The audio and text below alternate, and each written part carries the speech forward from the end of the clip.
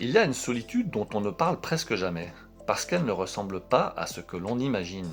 Ce n'est pas être seul chez soi, ce n'est pas manquer de contact, ce n'est pas l'absence de messages ou de visages autour de soi. C'est une solitude bien plus silencieuse, bien plus sournoise, celle que l'on ressent même quand il y a du monde. On vit une époque étrange. On est entouré, connecté, joignable à toute heure. On peut parler à quelqu'un en permanence et pourtant, combien de fois t'es-tu senti profondément seul alors même que tu n'étais pas isolé? Pas seul physiquement, mais pas rencontré non plus. Il a cette sensation particulière. Être là, mais pas vraiment vu. Parler, mais sans être entendu. Partager, mais sans être rejoint. Comme si une partie de toi restait toujours en arrière-plan, silencieuse, invisible.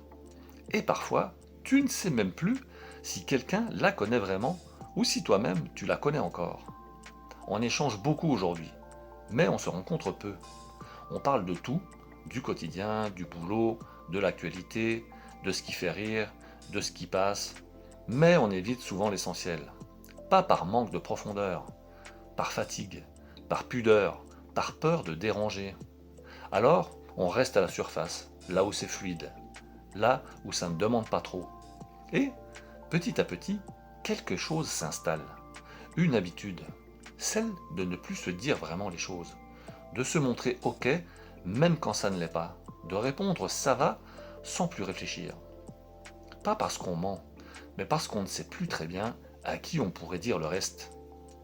La solitude moderne, ce n'est pas le manque de relations, c'est le manque de lieux sûrs émotionnels. Des endroits ou des personnes où tu peux poser ce que tu ressens sans devoir l'expliquer, le justifier ou le minimiser. Des espaces où tu peux être lent, fragile, confus, sans te sentir de trop. Et peut-être que ce qui fait le plus mal, ce n'est pas d'être seul, c'est de sentir que, même entouré, tu n'oses plus être pleinement toi. Alors tu t'adaptes, tu simplifies, tu allèges ton discours, tu montres ce qui passe et tu caches ce qui pèse. Pas parce que tu n'as rien à dire, mais parce que tu as l'impression que personne n'a vraiment le temps ou la place pour entendre. Il y a une forme de tristesse douce là-dedans, pas vraiment dramatique, mais persistante, celle de se dire parfois, en silence, tiens, si je disparaissais quelques jours, est-ce que quelqu'un remarquerait vraiment ce qui manque? Pas ta présence, mais ta profondeur. Et peut-être que cette solitude-là ne vient pas seulement des autres. Peut-être qu'elle vient aussi de toutes les fois où toi-même tu n'as pas osé te montrer. De toutes les fois où tu as senti quelque chose et où tu as décidé de le garder pour toi.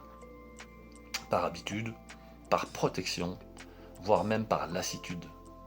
Alors la question n'est pas pourquoi je me sens seul, mais plutôt à quel endroit je ne me rencontre plus moi-même. Où ai-je arrêté de me parler? Et à qui pourrais-je recommencer doucement? La solitude moderne n'est pas une fatalité, c'est souvent un appel. Un appel à ralentir les échanges, à approfondir un lien plutôt qu'en multiplier 10, à créer ou recréer des espaces vrais, parfois avec les autres, mais aussi parfois avec soi-même. Alors, si ce soir ou demain, tu prenais juste un instant pour être vraiment là, sans écran, sans rôle, sans performance, juste présent à ce que tu ressens sans chercher à corriger. Car parfois, se rencontrer soi-même à nouveau, c'est déjà rompre une grande part de la solitude.